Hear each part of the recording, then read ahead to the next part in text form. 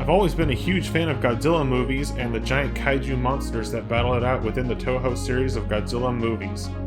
And with my current series of reviews on Hybrid Games, I am taking on 3 awesome, giant-sized Godzilla video games. So far, we're off to a great start with this review series, and we started out with the game Super Godzilla for the Super Nintendo.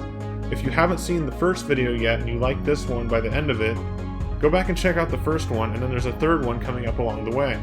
Leads us into our next game, which is for the Super Famicom, the Japanese equivalent of the Super Nintendo. This is a game that was never released in the United States on the Super Nintendo or any other region. It was originally going to be released as Godzilla Destroy All Monsters for the Super Nintendo and was listed in a Nintendo Power Magazine article saying that it was coming out soon, but it never did. So, Super Godzilla led into this next game, which is called Godzilla Kaijuu Daikessen for the Super Famicom.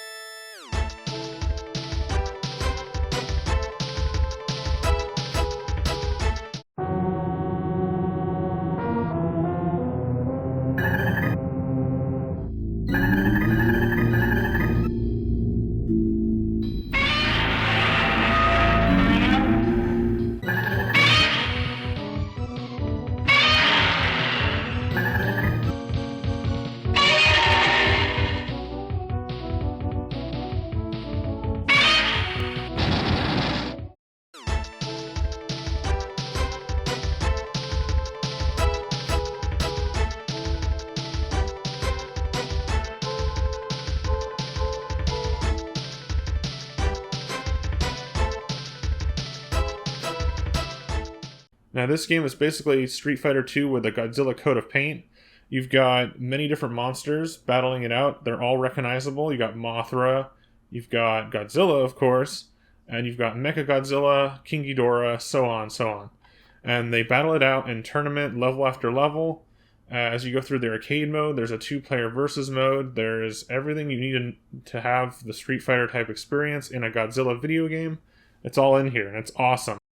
Exclusive to the Japanese Nintendo Super Famicom, Godzilla Kaijuu Daikessen is translated into Godzilla Monster War in English. However, an unreleased version for the Super Nintendo in North America would have been titled Godzilla Destroy All Monsters, based on the movie of the same name. Now, Godzilla Kaijuu Daikessen is essentially a Street Fighter 2 clone, which was a game that was popular at the time in the early 90s in arcades and also on the Super Nintendo. But it's not exactly a clone of the game. There are some differences, there's some similarities, and I'll be pointing those out throughout. When you first turn on the game of Godzilla Kaijuu Daikessen, you are presented with a simple title screen, and in the background you can hear Godzilla's theme song being played. With the push of the start button, you can see all the game modes of this video game. By today's standards, this game is pretty bare bones in terms of features and modes, but thankfully it makes up for it in the core gameplay and the full experience of the video game. So for your basic modes, you have normal game, which is an arcade mode, a single player mode, where you choose a fighter of your choice and battle it out in typical arcade style game fashion in a fighting game. The second game mode is a versus game where you can play against a friend with a second controller, or against the computer by pressing the select button when you choose the next monster. And then you have setup, which is the options menu. Thankfully this game is mostly in English for the menus, so you don't have to worry about a language barrier in this video game. But for the most part, all the important text that might be confusing, such as options or setup, it's all in English. And don't forget, you can play Super Famicom games on an actual North American Super Nintendo if you modify the cart loading bay.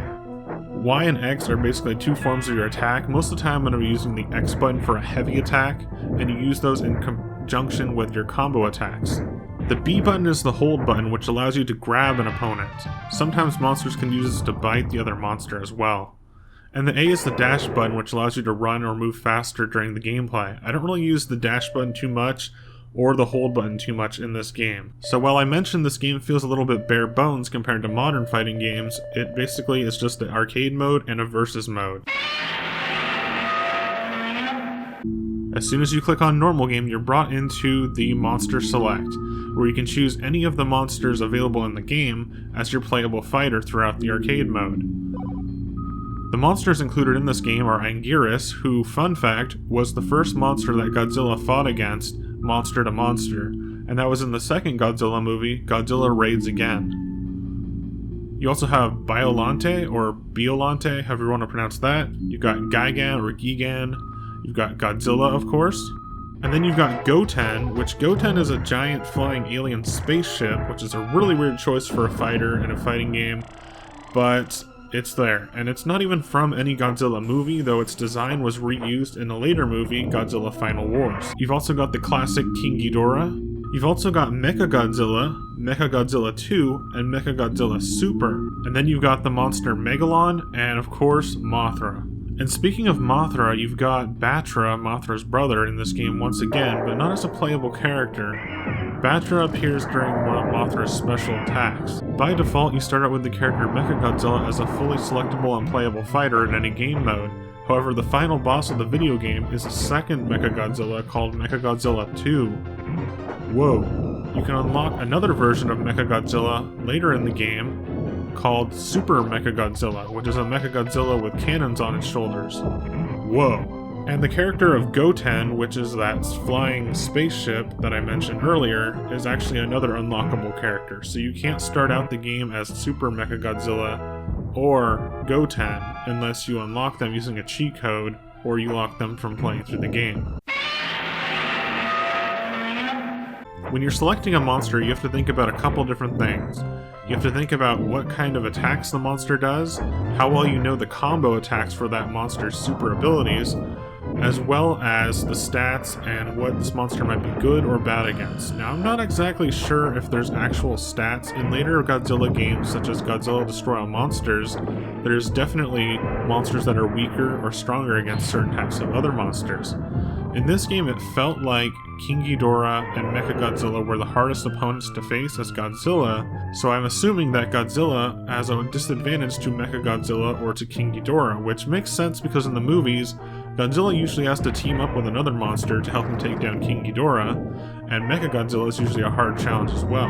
Now, this game has no built-in combo guide. There's no training mode, there's no way of knowing what the combos are while you're playing this game unless you can figure them out on your own, or you have prior knowledge of games like Street Fighter or maybe Tekken or other games that feature combos to do your special attacks. So without any prior knowledge of fighting games and without any combo list built into the video game itself, if you don't have the manual, you're kind of out of luck on learning some of these combos for some of the monsters unless you just play around with them long enough. You might be able to figure out a few things, and even if you do know the combos, it's going to take you a while to play around with it to figure out how to pull them off properly and what time you need to pull them off during the gameplay. So if you're watching this video and you need a move list for the combos and attacks in the game, I'll provide a link to that in the description box of this video. There is no storyline in this game, there's no humans in this game, there is no political subplot, there's nothing in that way of the gameplay. It's not like Super Godzilla in that way. This is pure tournament fighting between monster and monster, sometimes robots, but most of the time just straight up kaiju monsters battling each other. Now, Godzilla Kaijuu Daikessen is a 2D tournament fighter. What that means is you're moving on a two-dimensional flat plane, fighting each other in an arena setting, one monster after another in a tournament-type setting to see who is the best monster, the king of the monsters. This game, as with typical tournament fighter gameplay, has a very familiar HUD and setup to the gameplay screen. You have your player health in the top left, your enemy's health in the top right. You have a time in the middle, which sadly you cannot adjust the time. It's always stuck at 60 seconds time limit. I usually like to make it unlimited, but it's stuck at 60 on this game. The bar below you and your opponent's health is actually like a stamina meter. The more you fight, you can get tired out, especially if you're using the run ability. The numbers below the health bar are your points. And it looks like there's points for the player and the enemy, but it's not really that. There's actually player points for that fight, and your total points for the entire tournament on the right. Once you complete a fight against a monster, the points will be added up into that total section over on the right side of the screen. But there's one more important thing to look at on the HUD and overlay of the gameplay screen. Towards the bottom left and right of the screen, you have a silhouette of your selected monster. This is the Wrath meter. The Wrath meter will fill up as the fight progresses, and once it's full, it'll be glowing.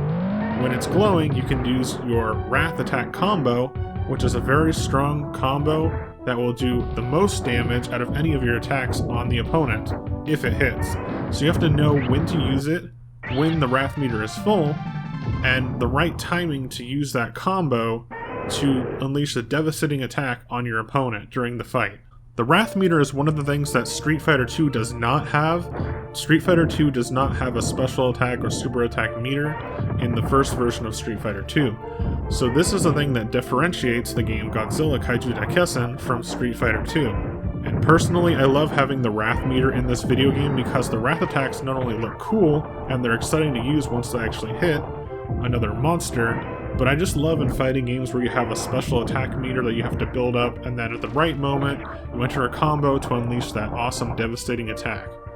For my selected character, Godzilla's Wrath combo, he has a move called the Hyper Atomic Ray, which is a really cool attack because first it spins around a circle around him of energy, which can hurt the opponent, but then he unleashes a super powerful breath attack, which basically fires a beam like a Hadoken towards the enemy opponent, and when that hits, it'll do some massive damage. Wrath attacks that the other kaiju have include King Ghidorah's Wrath attack, where he jumps up into the air, hovers, and then shoots lightning almost everywhere on the screen. For the character Mothra, she actually has two Wrath attacks. She has Cosmos Seal, which puts a seal on the ground. When the enemy stands on top of it, a beam of mystic energy will attack that enemy opponent. And then she also has one called Dark Echo, which has her teaming up with Batra to help fight the opponent. Now these combos are not too hard to pull off. They're nothing like the 10-hit combos on Tekken games. They're closer to Street Fighter 2's type combo system. So to give you an idea of what these combos are actually like by pressing the buttons, here's a few examples. For Godzilla's attack, you press forward, down, back, forward plus heavy attack. But other kaiju have more complex combos required for their Wrath attacks, such as Mothra. With Mothra, I have a very hard time pulling off her second Wrath attack called Dark Echo, which requires you to hold the down button for 3 seconds, then press down, back, down, forward while heavy attack. Yeah, it's a little tricky to pull off, and when I'm trying to do Dark Echo, I accidentally do Cosmos Seal, which is the other Wrath attack that she has. So since she has 2 Wrath attacks, and I'm trying to do one, I accidentally pull off the other one instead, which has a different effect on the gameplay. The basic gameplay of Godzilla Kaijuu Daikessen has you attacking and defending as you battle monster after monster in this tournament fighter style. You have the back and forth on the D-pad, you have down to crouch, up to jump on the D-pad, as well as X and Y for light and strong attacks. L and R are not used in this game. A is for dashing forward, and B is for doing grabs. But simply knowing the controls and the attack buttons will not help you win through this game. You have to learn combos and when to use those combos to get the advantage on your opponent and defeat the enemy after enemy and complete the tournament. Because a normal video game would have you punching and jumping your way through enemy after enemy to reach your victory, fighting games are more complex than they appear.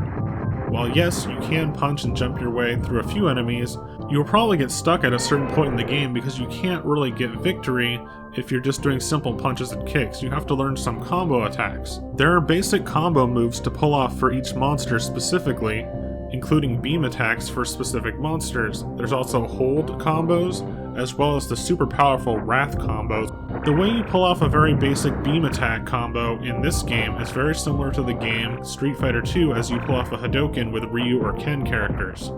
For me, Godzilla's Hadoken type attacks were the easiest to pull off, but for other people it might be easier to do a different monster's type of attack combos. So you really gotta pick which monster you feel the most comfortable playing as during the gameplay, with the combos and the attacks that you have to learn and remember as you play through the game.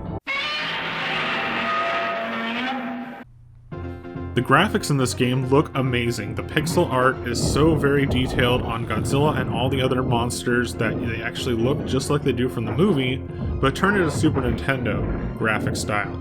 This is not chibi or super deformed Godzilla, it's not cute or any other art style.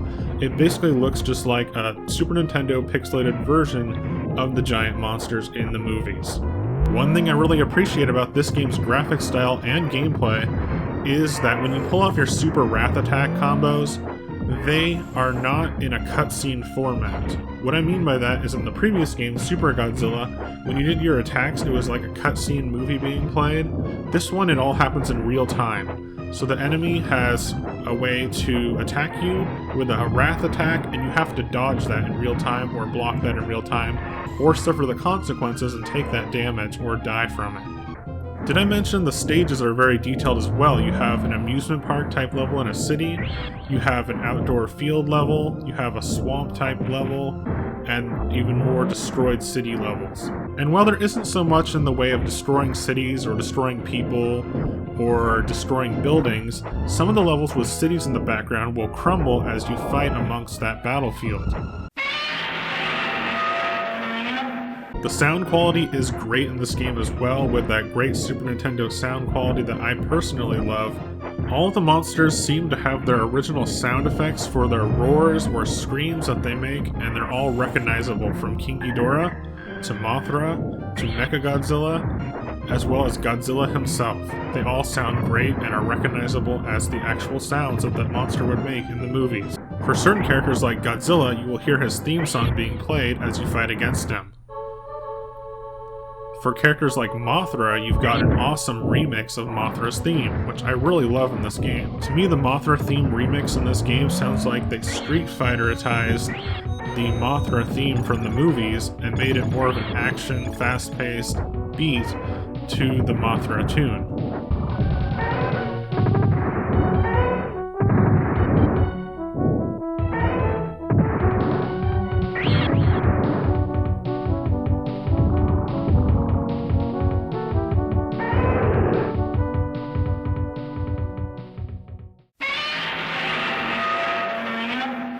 Now this is my opinion coming out here, and I'm going to say that if there was one game for Godzilla to have on the Super Nintendo worldwide in the early 90s, it should have been Godzilla Kaijuu Daikessen. Think about it. Back in the early 90s, games like Mortal Kombat and Street Fighter II were very popular in the arcades.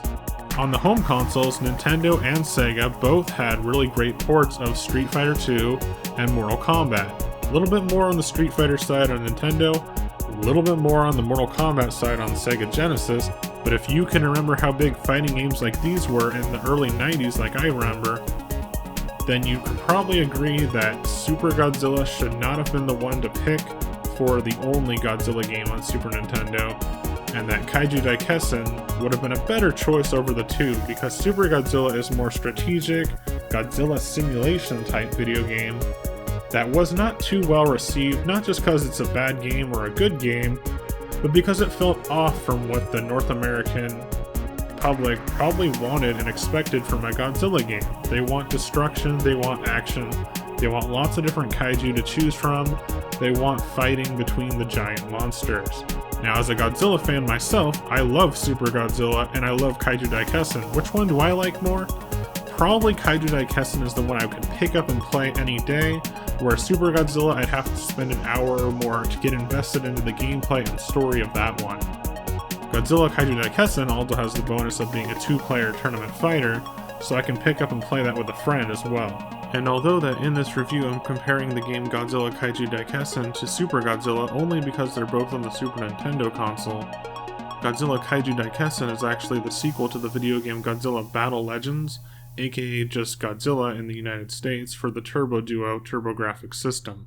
Now to wrap up my review of Godzilla Kaijuu Daikessen, it's a great fighting game, has a nice combo system, the Wrath combos are really fun to pull off, it has a solid presentation in terms of the way the gameplay looks and feels as you're playing it on the Super Nintendo. It feels as high quality as a Capcom Street Fighter II game, but it has some unique features like the combo meter of the Wrath combos and the uniqueness of playing as giant Godzilla kaiju characters that we know from the movies.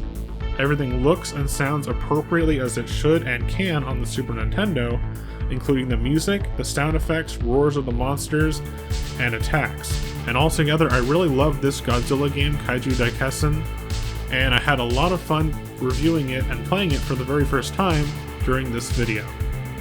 Alright everybody, that was it for today's review of Godzilla Kaijuu Daikessen for the Super Famicom. I thought it was an awesome 2D tournament fighter in the style of Street Fighter 2. What do you think about the game? Does it live up to your expectations?